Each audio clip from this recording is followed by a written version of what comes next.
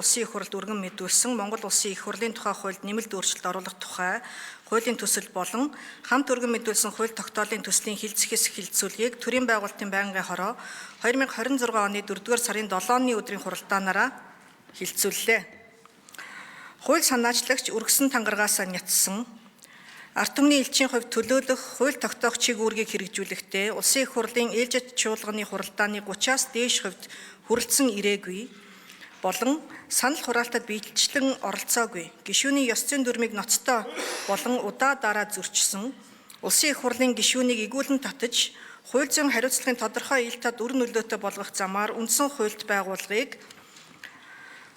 байгууллын баттган бэхжүүлэх үндэсний аюулгүй байдлыг хангах зорилгоор хуулийн төслийг боловсруулсан байна. Мөн хууль санаачлагч хуулийн төсөл батлагдсанаар Улсын их хурлын гишүүн арчилсан ёсны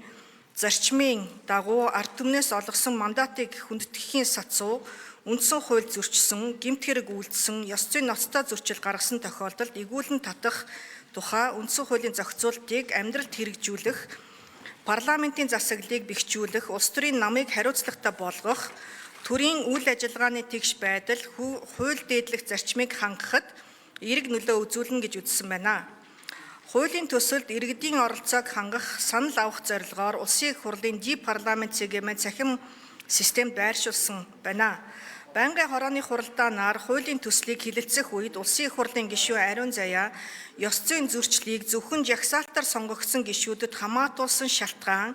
ёс зүйн ноцтой зөрчил гэдгийг хэрхэн ойлгох, Улсын их хурлын гишүүн Болормаа ёс зүйн зөрчлийг хэрэгжүүлэх практик жишээ, Улсын их хурлын гишүүн Баярбаатар ёс зүйн зөрчил, ёс зүйн ноцтой зөрчлийг хэрхэн ойлгох, Улсын их хурлын гишүүн Даваасүрэн хуулийн төсөл Монгол Улсын их хурлын тухай хууль заасан хууль санаачлах хүрээ хязгаартай нийцэж байгаа эсэх, Улсын их хурлын гишүүн Хэрлэн сахилгын зөрчил, ёс зүйн ноцтой зөрчлийн ялгаа, Улсын их хурлын гишүүн Ганбаатар хуулийн төслийг Улсын их хурлын гишүүд өөрсдөө санаачлаад явах боломжтой байсан эсэх талаар,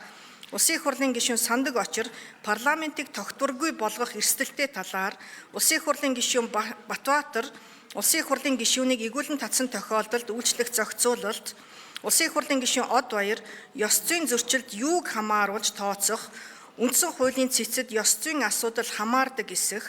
Улсын их хурлын гишүүн Оюун Эрдэнэ хуулийн төсөл хэт субъектив байдлаар хэрэгжих эрсдлийн талаар, Улсын их хурлын гишүүн Баасан Жаргал хуулийн төсөл танилцуулсан албан хаагчид улс төрийн намын албан тушаал эрхэлдэг эсэх, Улсын их хурлын гишүүн Номин Чимэг тангаргаасаа нятсан асуудлыг үндсэн хуулийн цэц тогтоохоор тусгасан шалтгаан, ёс зүйг үндэслэн гишүүнийг игүүлэн татах нь хэр үндэслэлтэй талаар асуулт асууж хариулт авсан болно. Байнгын хорооны хуралдаанаар хуулийн төслийг хилэлцэх үед Улсын их хурлын гишүүн Ариун Заяа жагсаалтаар сонгогдсон гишүүдийг ялгарлаж авч үзсэн нь энэ хуулийн төсөл цаг үе олоогүй. Улсын их хурлын тухай хуулийн 44-ийн 1-11 дахь заалт 41-ийн 2 дахь хэсгээр хориглосон асуудлыг хуулийн төсөл болгож жилд 40-оос дээш цаг тасалсан бол хариуцлага тооцохоор зохицуулсан асуудлыг тусгасан ёс зүйн дэд хороо гишүүдэд ялгамжтай хандаж ажилтдаг талаар,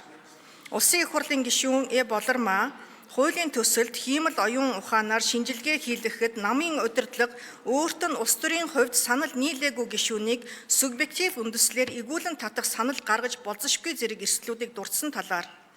Улсын их хурлын гишүүн Зулбахаар ёс зүйг хүлчилж болно, гэхдээ бүрэн хуульчлах боломжгүй. Төрийн албан хаагчийн ёс зүйн тухай хуульд төрийн улс төрийн албан хаагчдын ёс зүйг ёс зүйн дүрмээр зохицуулахаар заасныг боловсронгуй болгох,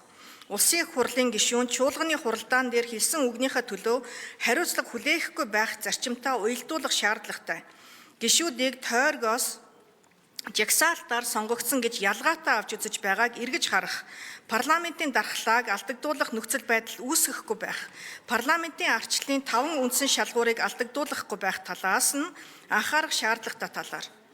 Улсын их хурлын гишүүн Додоо Самбуу хуулийн төсөл заасан ёс зүйг барьж парламентын арчлалд халдах эрсдэлтэй. Гишүүд хэн нэгнийг гүтгсэн бол хуулийн дагуу шүүхийн журмаар шийдэх боломжтой. Хуулийн төсөл нь сөрөг үр дагавартай байгаа талаар.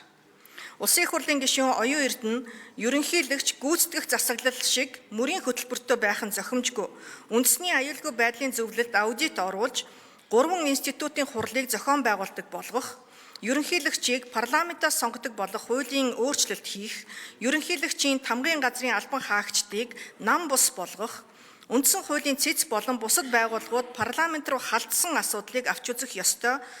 зэрэг асуудлаар Улсын их хурлын гишүүн баасан жаргал хуулийн төслийг өргөн барих, хилцэж байгаа процесс нь үндсэн хуулийн зөрчил үүсгэж, бүрэн эрхээс хальсан хууль өргөн барьсан нь институт хоорондын хяналт тэнцлийг алдагдуулж байгаа талаар шинэ улс төрийн намууд бэхжих, парламентын арчлыг энэ хуулиар үгүй хийх эрсдэлтэй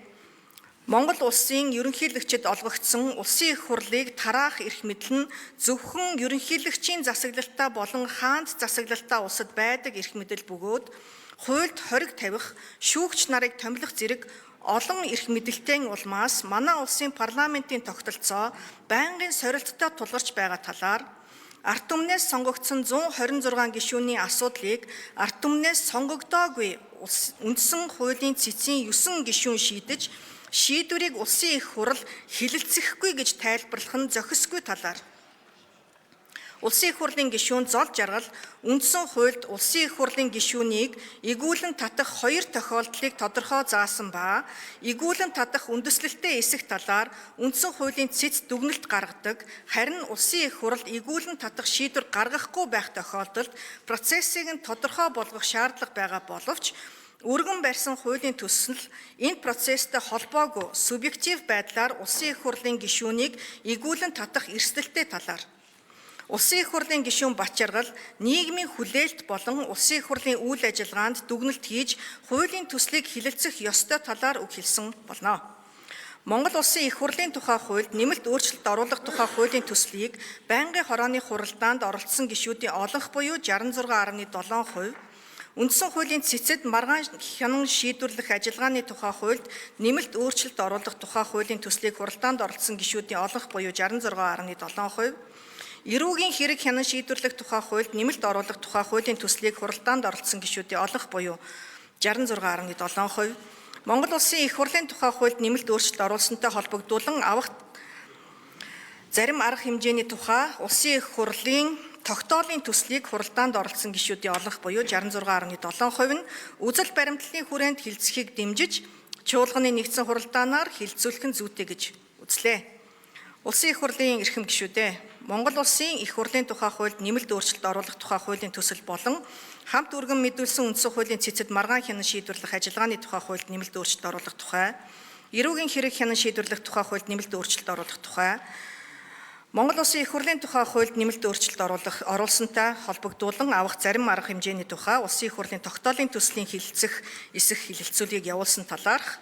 төрийн байгуулалтын байнгын хорооны санал дүгнэлтийг хилэлцэн шийдвэрлэж өгөхийг та бүхнээс хүсье. Анхаарал тавьсанд баярлалаа.